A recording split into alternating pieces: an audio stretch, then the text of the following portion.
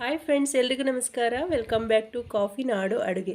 Friends, ನನ್ನ ಚಾನಲ್ನ ಹೆಸರನ್ನ ಚೇಂಜ್ ಮಾಡ್ಕೊಂಡಿದ್ದೀನಿ. ಕವಿ ಅಡುಗೆ ಚಾನಲ್ ಇನ್ನು ಮುಂದೆ ಕಾಫಿ ನಾಡು ಅಡುಗೆ ಆಗಿ ಮುಂದುವರಿತಾ ಇದೆ. ದಯವಿಟ್ಟು ಎಲ್ಲರೂ ಪ್ರೋತ್ಸಾಹ ನೀಡಿ ಸಹಕರಿಸಿ.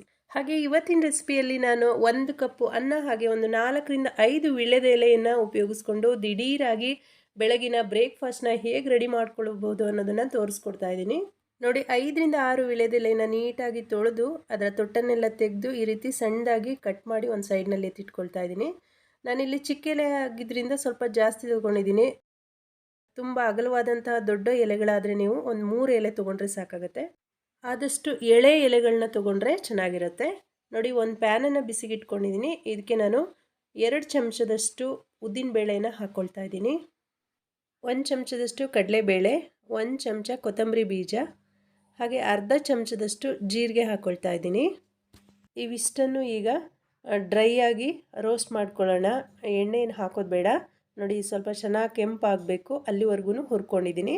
ಈಗ ಒಂದು 4-5 ಬ್ಯಾಡಗೆ ಮೆಣಸನ್ನು ಹಾಕ್ಕೊಳ್ತಾ ಇದ್ದೀನಿ.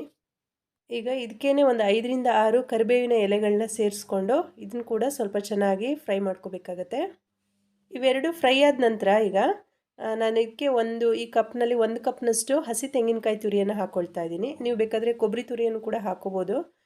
ಈಗ ಇದನ್ನು ಕಡಿಮೆ ಉರಿಯಲ್ಲಿ ಇಟ್ಕೊಂಡು 1 ನಿಮಿಷ ಹಾಗೆಯೇ ಫ್ರೈ ಮಾಡ್ಕೊಳ್ಳೋಣ. ನೋಡಿ, ಇದು ಚೆನ್ನಾಗಿ ಫ್ರೈ ಆಗಿದೆ. ಈಗ ನಾನಿಲ್ಲಿ ಸ್ಟವ್ನ ಆಫ್ ಮಾಡ್ಕೊಳ್ತಾ ಇದ್ದೀನಿ. ಹಾಗೆಯೇ ಒಂದು ಸಣ್ಣ ನಿಂಬೆಹಣ್ಣಿನ ಗಾತ್ರದ ಹುಣಸೆ ಹಣ್ಣನ್ನು ಸೇರಿಸ್ಕೊಳ್ತಾ ಇದ್ದೀನಿ.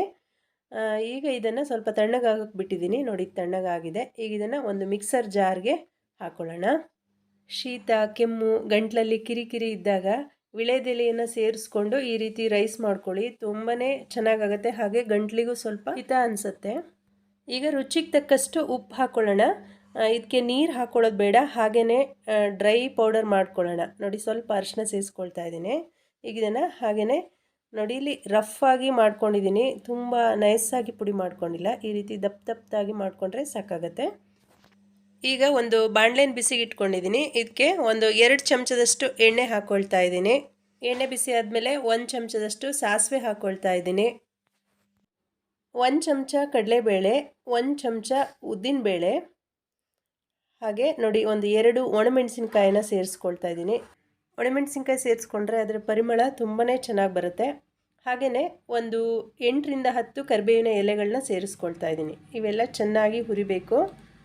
ಇದು ಚೆನ್ನಾಗಿ ಕೆಂಪಾಗೋವರೆಗೂ ನಾವು ಹುರ್ಕೋಬೇಕಾಗತ್ತೆ.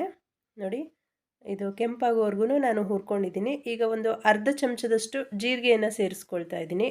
ಜೀರಿಗೆ ಚಟಪಟ ಅಂದಮೇಲೆ ನಾವು ಕಟ್ ಮಾಡಿಟ್ಕೊಂಡಿರುವಂತಹ ವಿಳ್ಯದೆಲೆಯನ್ನು ಹಾಕ್ಕೊಳ್ಳೋಣ. 1 ನಿಮಿಷ ಈ ವಿಳ್ಯದೆಲೆಯನ್ನು ಫ್ರೈ ಮಾಡ್ಕೊಳ್ಳೋಣ. ಇದರಿಂದ ಒಳ್ಳೆ ಘಮ ಬರುತ್ತೆ. ಅಲ್ಲಿವರೆಗೂ ಫ್ರೈ ಮಾಡಿಕೊಂಡು ನೋಡಿ, ಬಲ್ತಿರುವಂತಹ ಎಲೆಯನ್ನು ತೊಗೋಬೇಡಿ, ಅದು ಸ್ವಲ್ಪ ಕಹಿ ಇರುತ್ತೆ. ಸ್ವಲ್ಪ ಎಳೆಯ ಎಲೆಗಳನ್ನ ಇದಕ್ಕೆ ಉಪಯೋಗಿಸಿದ್ರೆ ಚೆನ್ನಾಗಾಗುತ್ತೆ. ನಾವು ಮೊದಲು ಗ್ರೈಂಡ್ ಮಾಡಿ ಇಟ್ಕೊಂಡಿದ್ವಲ್ವ ಆ ಪೌಡರು, ಮಸಾಲೆ ಪೌಡರ್, ಅದನ್ನು ಕೂಡ ಈಗ ಇದಕ್ಕೆ ಸೇರಿಸ್ಕೊಂಡು ನಾನು ಹುರ್ಕೊಳ್ತಾ ಇದ್ದೀನಿ. ಸ್ಟವ್ನ ಆಫ್ ಮಾಡ್ಕೊಳ್ಳೋಣ. ಬಾಣಲೆ ಬಿಸಿ ಇರುತ್ತಲ್ವ, ಅದರ ಉರಿಯಲ್ಲಿನೇ ಈ ರೀತಿ ಕೈ ಆಡಿಸ್ಕೊಂಡ್ರೆ ಸಾಕಾಗತ್ತೆ. ನೋಡಿ, ಈ ರೀತಿಯಾಗಿದೆ ಪೌಡ್ರು. ಈಗ ನಾವು ಇದಕ್ಕೆ ಮೊದಲೇ ರೆಡಿ ಮಾಡಿ ಇಟ್ಕೊಂಡಿರುವಂತಹ ಅನ್ನವನ್ನು ಹಾಕ್ಕೊಳ್ಳೋಣ. ನೋಡಿ, ಅನ್ನ ಉದ್ರಾಗಿರಬೇಕು, ಆಗ ಚೆನ್ನಾಗಾಗತ್ತೆ. ಅನ್ನ ಮಸಾಲೆ ಎಲ್ಲ ಚೆನ್ನಾಗಿ ಹೊಂದ್ಕೋಬೇಕು, ಆ ರೀತಿ ಕಲಿಸ್ಕೊಳ್ಳೋಣ. ಸೌಟ್ ಬೇಡ ಅಂದರೆ ನೀವು ಕೈನ ಸಹಾಯದಿಂದಲೂ ಕೂಡ ಕಲಿಸ್ಕೋಬೋದು. ಯಾವುದು ಈಸಿ ಆಗುತ್ತೋ ಆ ರೀತಿ ಕಲಿಸ್ಕೊಳ್ಳಿ. ಫ್ರೆಂಡ್ಸ್, ನನ್ನ ಚಾನಲ್ನ ನೀವು ಸಬ್ಸ್ಕ್ರೈಬ್ ಮಾಡದೆ ನೋಡ್ತಾ ಇದ್ದರೆ ರೆಡ್ ಕಲರ್ ಸಬ್ಸ್ಕ್ರೈಬ್ ಬಟನ್ನ ಪ್ರೆಸ್ ಮಾಡಿ ಸಬ್ಸ್ಕ್ರೈಬ್ ಮಾಡ್ಕೊಳ್ಳಿ. ಇದರಿಂದ ಯಾವುದೇ ಚಾರ್ಜಸ್ ಇರೋದಿಲ್ಲ, ಫ್ರೀಯಾಗಿ ಸಬ್ಸ್ಕ್ರೈಬ್ ಮಾಡ್ಕೋಬೋದು. ಇದರಿಂದ ನಾನು ಮಾಡುವಂತಹ ವೀಡಿಯೋಗಳು ನಿಮಗೆ ಬೇಗ ತಲುಪುತ್ತೆ. ಚಿತ್ರಾನ್ನ, ಪುಳಿಯೋಗರೆ, ಈ ರೀತಿಯ ರೈಸ್ ರೆಸಿಪಿಗಳನ್ನ ಮಾಡಿ ಬೇಜಾರಾಗಿದ್ದರೆ ಈ ರೀತಿ ಒಂದು ಸಾರಿ ಟ್ರೈ ಮಾಡಿ. ತುಂಬಾ ಡಿಫ್ರೆಂಟ್ ಆಗಿರುವಂತಹ ರೆಸಿಪಿ, ತುಂಬ ಹೆಲ್ದಿ ಆಗಿರುವಂತಹ ರೆಸಿಪಿ ಇದು.